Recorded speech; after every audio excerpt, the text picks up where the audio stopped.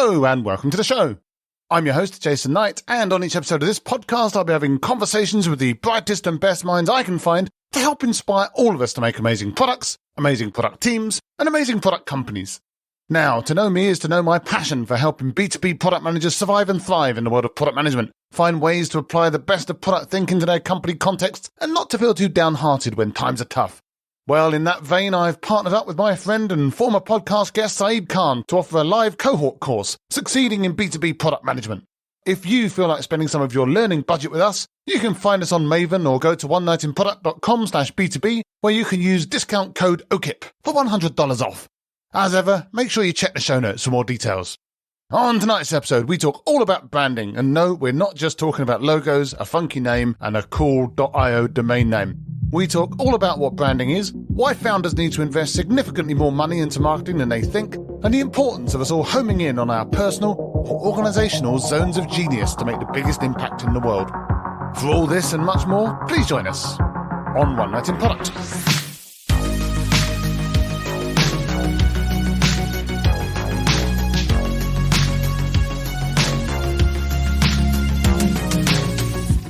So, my guest tonight is Orly Zeewy. Orly's a founder, author, speaker, and brand strategist who says we all have a zone of genius, or at least she did say that before she met me. Orly's been an accomplished artist since aged 8, including watercolour painting and even garden design, although these days she's helping entrepreneurs and business leaders pull up the weeds and tastefully landscape their company's branding and ensure that they communicate their value proposition succinctly so their ideal customers get it, want it, and will pay a premium for it. Hi Orly, how are you tonight? I am doing very well. Thank you. It's nice to see you, Jason. Thanks for inviting me on your show. No problem. It's good to have you here. And it's really interesting that we first met on Lunch Club, a company that I still have no idea how they make any money. But at the same time, Exactly. Good that we connected there and remembered to connect here as well. So I'm looking forward to chatting about all things brand. But on that, first things first, you are the founder of Zeewy Brands, a consultancy where you claim to build the DNA of startup brands. So we're going to come to the specifics of those double helices in a minute. But what sort of problems are you solving for your clients these days? Oh, that's a really good question. You know, it changes, right? Because since COVID, the big issue is how do I stand out? How do I cut through all the noise? How do I explain what I do in such a way that I can attract my ideal client? Because often what people will say to me, it's usually the first thing somebody says to me is, I don't know how to succinctly sum up what I do so that it matters to my ideal client, so they want to learn more.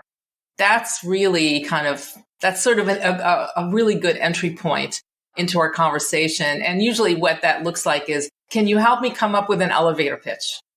That's usually the first thing, right? Well, there you go. So elevator pitches we're definitely going to come to.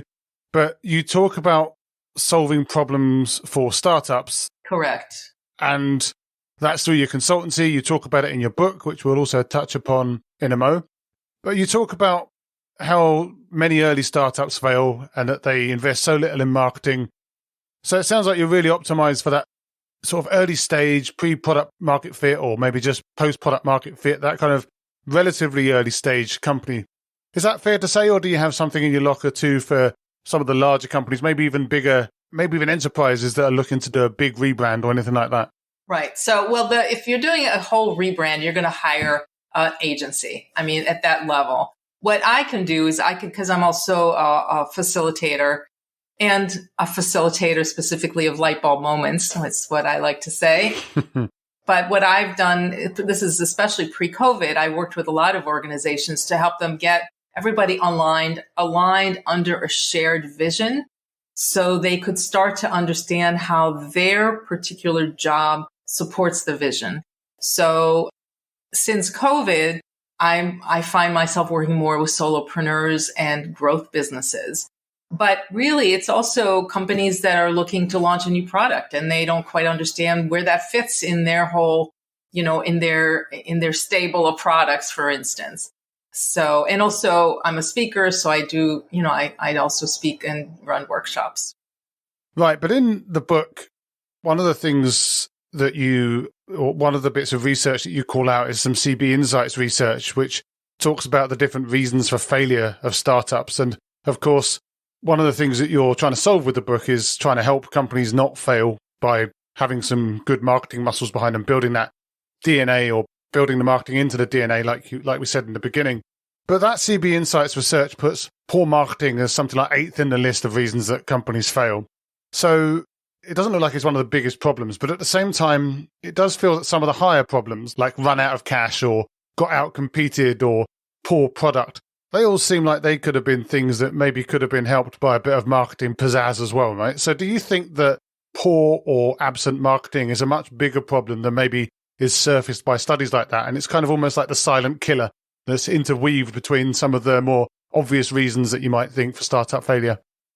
Well, considering that the number one reason that startups fail is no market need, that's kind of where I begin the work. Because for me, it's like, if you don't know who you are, if you don't know who needs what you sell, if you don't understand what the real problem is and how you're solving it, marketing is not going to work. That's why it's not at the top. It does not mean that marketing is not important. Marketing, after all, is the engine to sales. So without marketing, you don't go anywhere, right? So, and it really begs that whole issue of why do companies cut back on marketing when they hit difficult economic times? It's really the opposite of what you should be doing, because marketing is what keeps you going. And in fact, when we recover from recessions, having done the marketing helps you stay afloat and actually puts you in front of your competition who has, in fact, stopped their marketing. It's a very short-sighted approach to think that, we'll just cut out marketing. I think the reason that happens is because people don't actually understand the purpose of marketing. Well, that's an interesting one, and something also that you call out in the book, which I promise we'll talk about in a minute. But the idea that certain types of startup founder, they try a bit of marketing, do a bit of dabbling. It doesn't work instantly, and then they give up and they move on and they carry on doing what they were before. So do you think that's a big part of the problem as well? It's like, unless they can see instant results, they kind of just move on to the next thing and think that maybe there's some other way to grow the business. Yes. And I would say that the biggest issue is they don't understand the role of marketing, right? So most companies think of marketing like they think about widgets. I spend X, I should get Y. Marketing is not a widget. It does not live on your balance sheet. It's an investment. It's part of running your business. Just like you think about, updating your computer, all your software, right? You do that. You don't even think about it, right? You don't expect that, I buy a new system and I'm going to make X, right? And so my goal with my book was really to get people to start thinking about marketing differently, because first of all, it's not a fast thing. It's not something that happens overnight. And the biggest mistakes that company founders and companies leaders in general make is that they think of marketing like it's going to be a quick fix. It's like taking a pill. Oh, it's going to work. And really, you should be giving it at least 6 months before you can see a return. The other problem is they don't spend enough on marketing and they diffuse their spend. So the first thing it's funny because one of the things I always tell founders is do not spend money on advertising. I don't know why people think, I should be advertising. Advertising is only good when you already have a known entity. When people know who you are, they expect, like Nike. If Nike suddenly stopped advertising, you would wonder if they were out of business.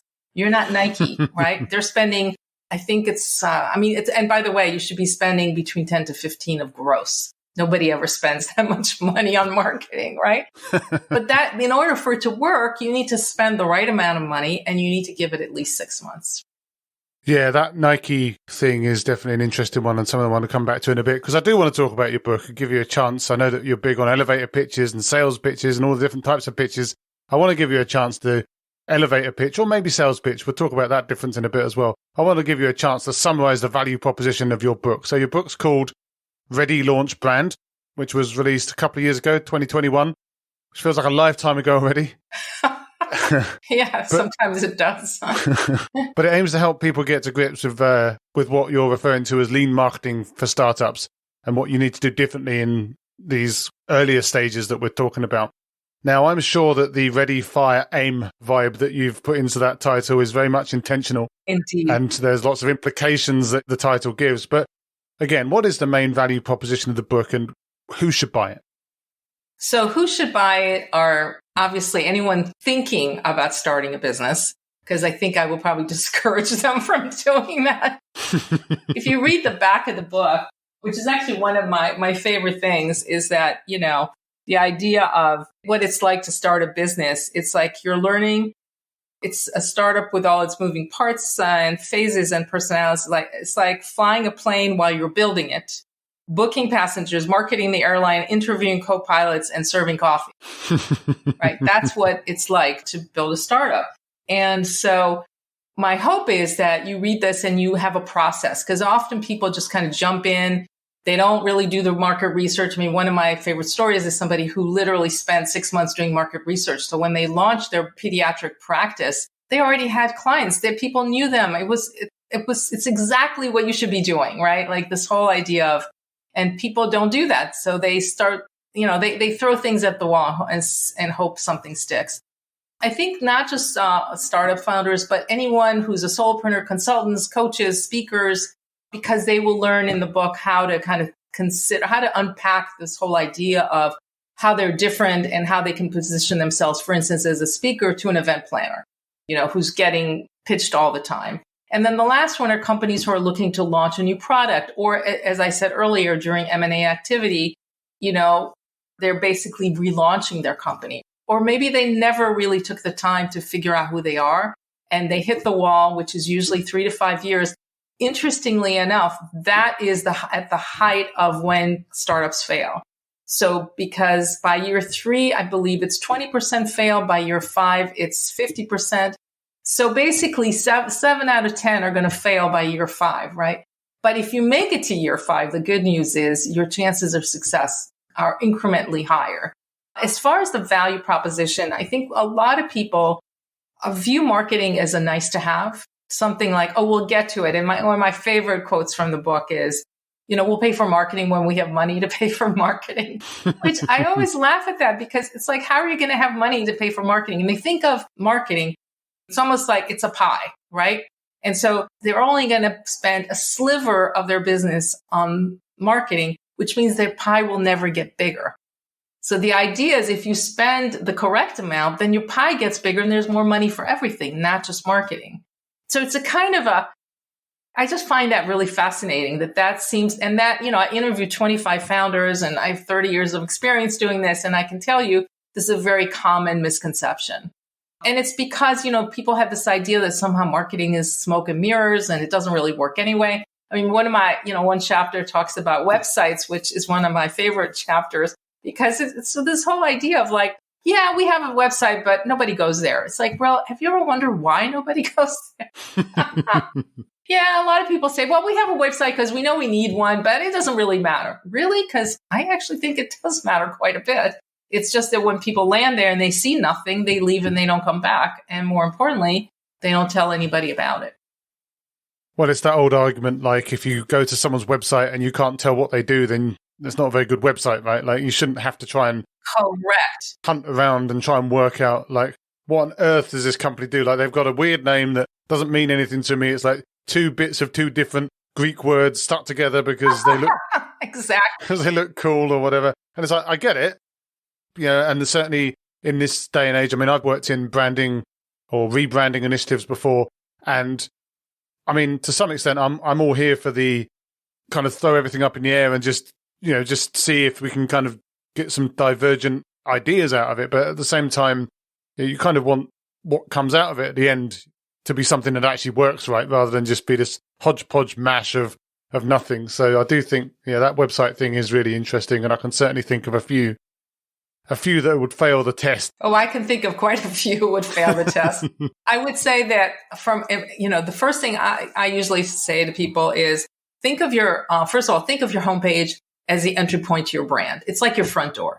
You want people to come in, but you do not want to overwhelm them with everything you've ever done or thought of on your homepage. The homepage is really meant to be a way to walk into something that will answer 2 questions. Why am I here? And why should I care? That's it. And what people tend to do, and they do this on LinkedIn as well, they feel like they have to constantly tell you everything. I don't want to know everything. I just want to know enough so that I can say, oh, this is interesting. This is something that I might be able to use. Tell me more. That's the only thing it needs to do. So a lot of my work is removing stuff that really gets in the way. And remember, we have, and this is in America, so I don't know what it's like in the UK, but the average American adult attention span now is I believe it's 8 seconds, but it might be less. And in 2000, it was 12 seconds. So we are losing attention span at a rapid rate. And we might be more at 6 seconds. Certainly on LinkedIn, I think you have 4 seconds. But you say in the intro to the book that unless marketing is integrated into the DNA of your startup culture, there'll never be money to spend on it. That's right. Now, I can think of a few other things that also applies to, for example, the product in general or the tech team that you put behind it. Like everyone's got their sad story to tell, right? But if we take your statement at face value, how many of the startups that you talk to actually have marketing integrated into their DNA? And for that matter, I guess, what does that integration even look like if they do? Okay, so a great example is Method cleaning products. So that's because the co-founder was a marketing guy, ad guy, brilliant guy. And he knew exactly first of all, they're a great example of this idea of a branded house, which is what all startups should be looking to do. Come up with one thing, one place, and this is hard for people because they feel like, oh, well, what I do is going to help the world. Okay, great. Do you have $100,000 a year to spend on marketing? Because unless you do, you're just spreading yourself so thin. So, just as an example, for me, when I realized that what I really love doing is working with startups, everything changed. It wasn't like I wasn't doing things for other types of companies, or by the way, nor can I not do them now, but being known for one thing helps people find you in this crazy over message world that we live in. And it helps me understand something core about what you do and how you can help me. And even if I can't use your services, then I know somebody who might, right? So this whole idea of clarity, which is really where I've landed, this making fuzzy clear. Being clear is incredibly difficult to do. I have a hard time doing it for myself. It's taken me decades to be able to say something like, well, this is what I do. I make fuzzy clear, even though I actually had a printing rep tell me this 20 years ago and I didn't listen. He said, I know what you do. You make fuzzy clear. I'm like, duh, right? But just to pin you down, what percentage of the startups you talk to, right, sorry, do you think have that in their DNA? Like, I know you said that there are some that maybe get started by maybe marketing people that kind of have that in their DNA even, but like, that's not, I'm going to venture to say, most companies. No. And in fact, it's very rare. And one of the examples in my book was a company that never took the time to do the market research. They didn't, they did spend money on marketing. The problem, and this is the flip side of this. The problem is they were spending it in the wrong place for the wrong market in the wrong way because they hadn't. So it's not just to do the marketing, integrating marketing. You've also got to make sure you understand what you're trying to market and to whom, because if you don't get clear on that, everybody looks like a potential client. And this one company, by the way, they were successful, but they never hit the kind of success that they thought that they should have and could have hit because they were targeting the wrong market. A story as old as time itself. But let's go back to that ready, fire, aim motif or ready launch brand and talk a bit about the brand side of things, which is obviously very much your speciality as well. And you're strongly suggesting and implying by the title that people think about that way too late. Way too late, yes. Way too late. And I want to go back to basics, though, and consider even the very definition of a brand, because some people might just sit there and think, well, brand's just a cool name, a logo, and a .com that we can hang off the back of it. But again, assuming that I'm an idiot that's never thought about brands at all ever, have no idea what they are, I'm going to get like an Orly GPT going now and get you to define the key constituent parts of a brand and what you would consider as your remit under the branding banner when working with a client. I love that because that's pretty much whenever you say the word brand, what people immediately think of is logo. And you know why? It's because logo is shorthand for the brand. It's the thing that you remember because it's the thing you see first, right? The name and the logo. But really, the true definition of brand is that it is the sum of all experiences at all points of contact on all channels over time. And over time is the critical piece, because brands don't live in the minds of the company. They live, or the founders, they live in the minds of their customers.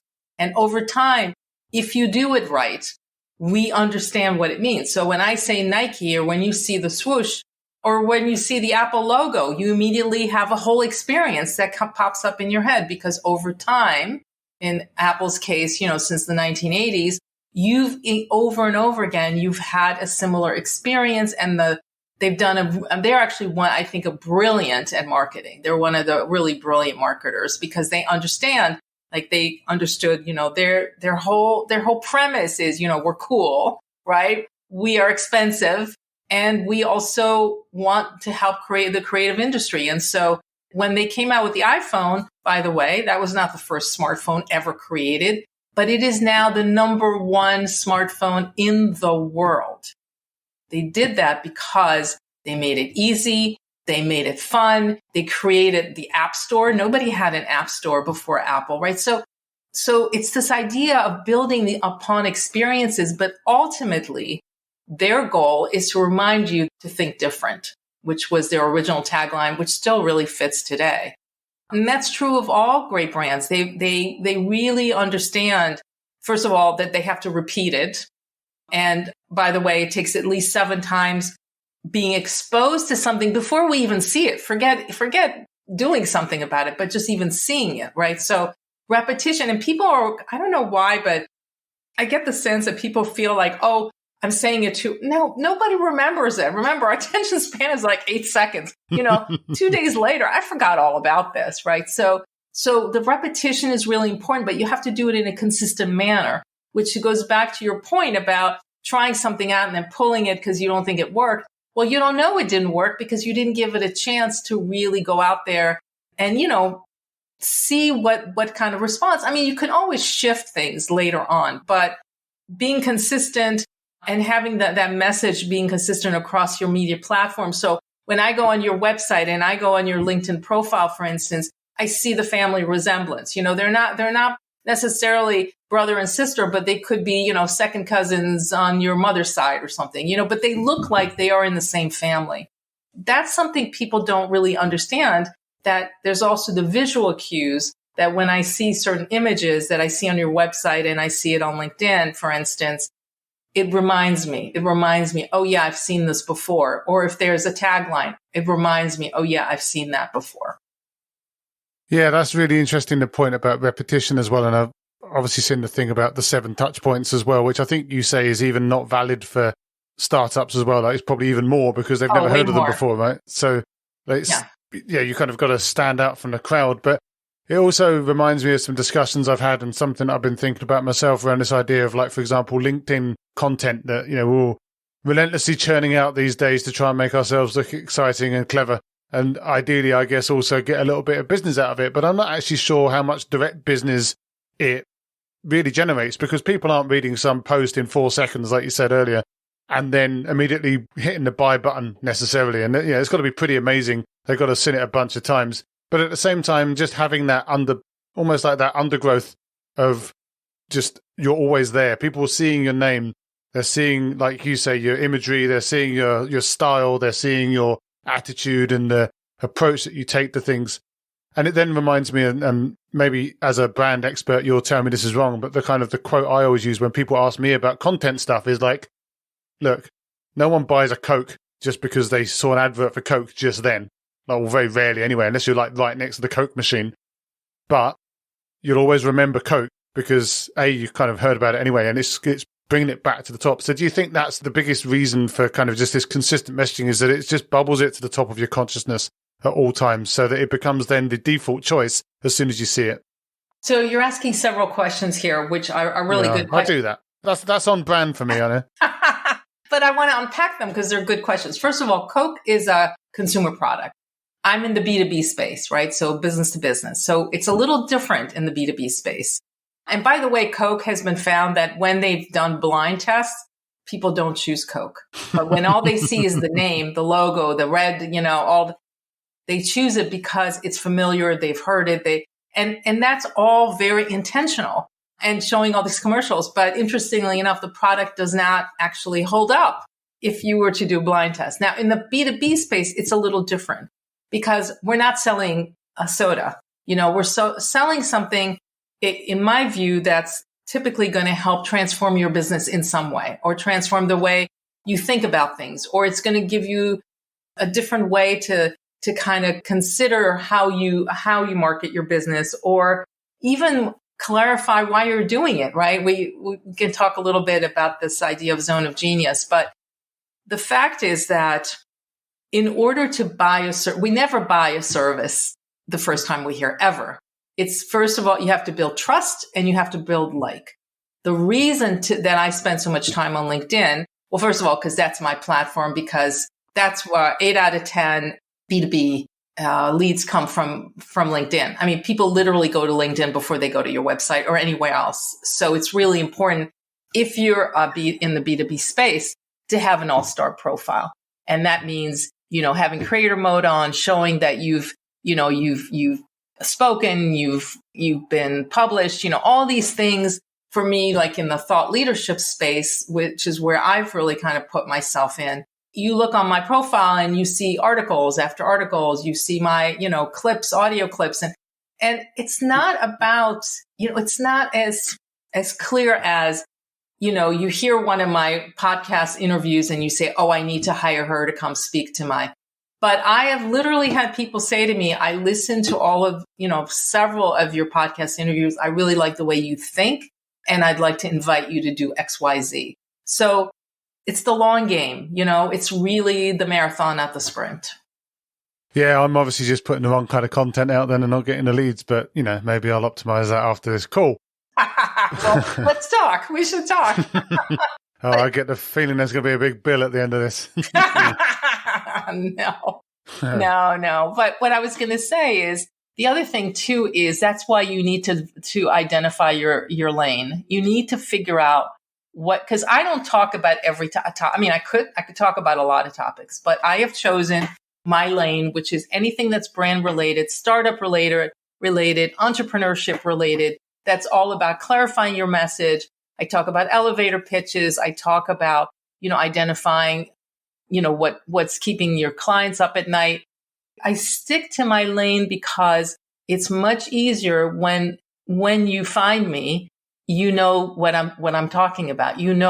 What my expertise is in. If I try to talk about PR, I'm not a PR person. Have I worked with PR firms? Yes, but that does not make me an expert. But this is really interesting and kind of leads on maybe to that zone of genius discussion that we were going to have as well. Like this idea that pretty much exactly what you've just said, I'm not going to repeat it, but this idea that there's something that you're uniquely good at and that's what you should stick to. But it feels like there's a lot of companies out there that don't do that. They like, again, I think you even touched on it earlier, this idea that, well, we can solve problems for everyone. So let's just do that. And actually, even me, when I started going into the consulting game, I'm like, well, there's a bunch of different things I can do. I don't want to kind of turn down different types of work, or I don't want to kind of explicitly position myself as like a startup guy because, then maybe a bigger company wouldn't come to me, or a bigger company guy because the little companies wouldn't come to me. But what you're saying, I think, and, you're not the only person to say it, obviously, but what you're saying specifically here about this zone of genius is identify what makes you special and then go and do that and kind of wrap everything around that. Is that a fair kind of summary of what the zone of genius means? It is. I mean, but, sometimes, and actually this is part of what I love about my consulting practice is that I help people actually identify their zone of genius. A lot of times people do not even recognize that it's their zone of genius. I find that, for instance, there are so many people who do leadership development, right? But I had a client who had literally retired a few years back as whatever the second level down from like the top brass in the Army. Like huge deal. Been in the Army for like 30 years or something, 25 years. She never talked about it on her LinkedIn profile. It was like, why wouldn't you do that? And once we realized, again, through this process, what she realized is that time in the Army is why she became a leadership coach and how she's using that experience differently than somebody who had not been in the Army, right? I mean, people who are civilians don't have that experience. And instead of talking about your service, which is all well and good, and yes, we do thank you for your service, but it's what I find is so fascinating is how to help people kind of unpack and rethink their experience in terms of their zone of genius. Why do you do this kind of work? Why were you drawn to this kind of work? Well, you just spent 25 years leading teams and leading, generals basically through various exercises and helping them, right? So, I mean, that's a big deal. And most of us at least know what a general is. And we know that that's a big deal. That's a high level in the Army. And it took really going through this process for her to realize, oh yeah, that is my zone of genius. So you've identified your zone of genius, but does that mean then that there's a systematic process that you can take, for example, a startup founder through where you can say, okay, startup founder, you've got all this maybe you've got a disconnected or lack of ideal customer profile. You've been kind of scattergunning. You've been driving through sales and kind of sending your hunters out to just try and, get any deals that they can to try and just grow the business as best you can because you don't believe in marketing yet. You just send your hunters out to do all of that stuff to whoever they can get a meeting with. Right. Is there like a systematic plan that you have when you go and speak to one of these founders to say, okay, right, back to basics. Your company's zone of genius is this, and this is what that means. And I guess if there is a system, could you give us like a little preview? Yes, of course. Happy to. So the first step, I always basically, this is what it comes down to. Who are you and who are they? That's it. Who are you and who are they? I have a whole process exercises that, I ask, and it's like 3 questions basically to get you started on the who am I? And then from there, we develop your core value. And by the way, you only have one core value. I'm sorry, but you do not have a wall filled with 20 core values. That's just how you do business. The core value, as I understand it, is the one thing you would do even if it was illegal to do it. So that's your core value. And once you understand that, here's what happens. Then it helps you identify that, for instance, going back to what I was saying about method cleaning products, they're never going to sell diapers. That's not what they do. They sell things to clean your home, your car, your boat, whatever, but it's all around because their core value is around developing sustainable, biodegradable, beautiful products that smell great and actually help you clean whatever it is you're trying to clean, right? That's kind of their place. And I know that's a product, not a service. So I'm using a different one here. But what I find really interesting is, and then people start to get like, oh, well, we should sell. Somebody says, well, why don't you sell this, right? Because you already do. And if you don't have your core value in place, if you haven't identified who you are and who it really matters to, then it becomes really difficult to say no. And I feel like saying no is a really important thing to be able to say, because you don't want to just grow your company willy-nilly because eventually you're going to hit the wall. You want to grow it in the way that's sustainable so that you can expand without losing everything else, right? And what I often find is that at that 5-year point, usually 1 or 2 things happen. Either they've already done this and they really know who they are and they're growing exponentially, or they get to a place where nobody knows who they are. Nobody knows what they stand for. They sell out the hunters, as you mentioned, the people to go out there and make the sales. And they spend way too much time just explaining what the company does. So it limits their cross-sell capabilities. Yeah, I obviously agree with all of that, and that happens. And I've seen it before as well. I guess the interesting question though is like, obviously, if you get in early, as you might do with an early startup, for example, then you can maybe, to some extent shape the thinking and make sure that they don't go too far off track. Now, some people might be listening to this thinking, well, I didn't get in early, and some of these things have already happened. So do you have any hints or tips, not necessarily that you'd want to go and fix them yourself necessarily based on kind of your zone of genius, but at the same time, something that these teams could do to try to sensitively and considerately start to move the needle so that they can kind of get that focus and start to do some of the things that maybe they should have been doing all along, but never got the chance to do because they weren't there yet? So first of all, I'm going to say something here, which is that I meet you where you are. There's no, of course the best time is in the beginning, but in the beginning, you're just trying to keep the lights on. So I don't go in and say, well, you should have done this 5 years ago. Usually they come to me, and I do work with companies that are not startups, but I typically work with the founders. I've worked with teams. I've worked with in pre-funding, pre-launch to help them actually get their messaging so they can get their best clients, so that's one extreme. And the other extreme is we've built up to a point, but we're losing people. We're having trouble with retention. We're not able to attract our best clients or our best team members. And that's because they haven't done this, right? And this identifying, their zone of genius or clarifying who they really are and why it matters and who it matters to, that can be done at any time. And so one of the things that I've done, and I'm still doing actually, is, these group workshops where I come in for half a day or a day. And basically by the end of it, you have your talking points. Because you have to agree what your value prop is. And sometimes that gets lost over the years. I can give you examples, but I want to be respectful of our time here. But what happens is, here's what happens when you do this. At whatever point you do it, you energize the whole organization because all of a sudden I'm in, right? Like I get it. I get what this is. When I see a wall full of value propositions like customer service, what does that even mean? If you had poor customer service, you would be out of business. You know who can say that customer service is their number one core value is Nordstrom's. In the US, right? I don't know. I don't know. I'm sure there's someone like that. I don't know who the major. I need to look them up now. Yeah, look them up. Well, one of their stories is that somebody came in and was at a Nordstrom's in the Midwest somewhere that had at one time been an auto store, and the person came in rolling a tire into the store and asking for their money back. Now, they were no longer an auto store.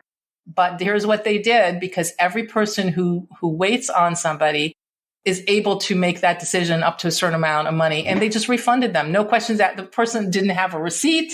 They're literally rolling down the aisle, that I can imagine them rolling down between the cosmetic aisles with right. That's customer service. But what I find really interesting, so this whole process that I have to help you identify the core value, once you see that, you can't unsee it.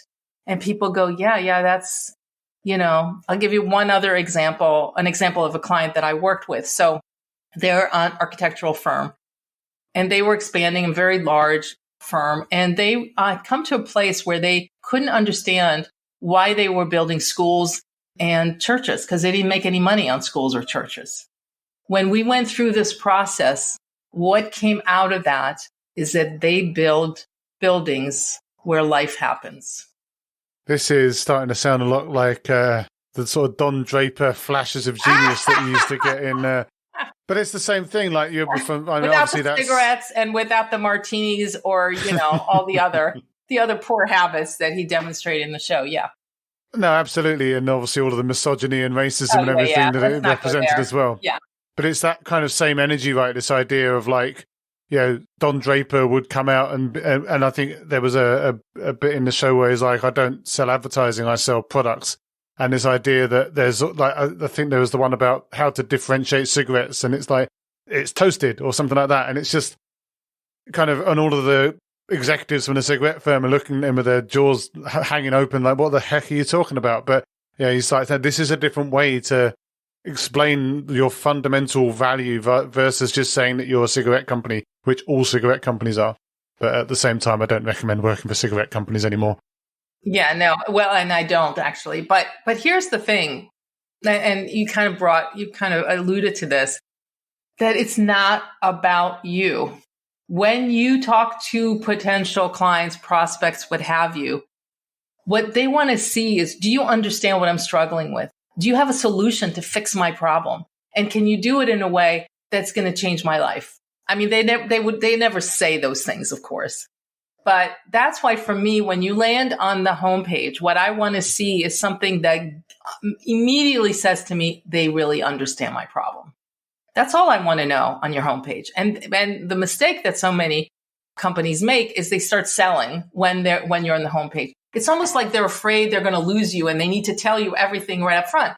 Where in fact, clicking, just like engagement, clicking is, the modern version or the digital version of engagement, right? It's like used to walk into a store and you'd go down the aisles. Well, now we walk into your online store and we want to know, is this something I want to learn more about? And the more you click, the more you're engaged. And at that point, somewhere in that process, you want your contact information and you want to make it easy. There needs to be a call to action, which is another thing that people often forget. They're like, oh, this is all very nice. What do you want me to do with this? Right. And then you walk away. They're not going to go look you up and find your information. They're right here. Now is the time to tell me how to reach out to you.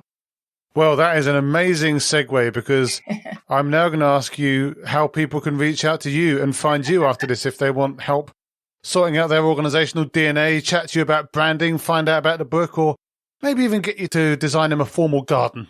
Oh, there you go. Yeah, that's been a while since I've done that, but I have. Oh, you never lose it. You never lose it. No, you never do. And I have to say, I really do enjoy that. It's just another form of design and branding, So, of course, you can go on my website, which is zeewybrands.com. And you can also find me on LinkedIn and you can find my book on Amazon. Well, there you go. I'll make sure to link it all into the show notes and hopefully get a few people heading in your direction to find out more about how they can focus their efforts and share their message effectively and properly and actually write a good one as well.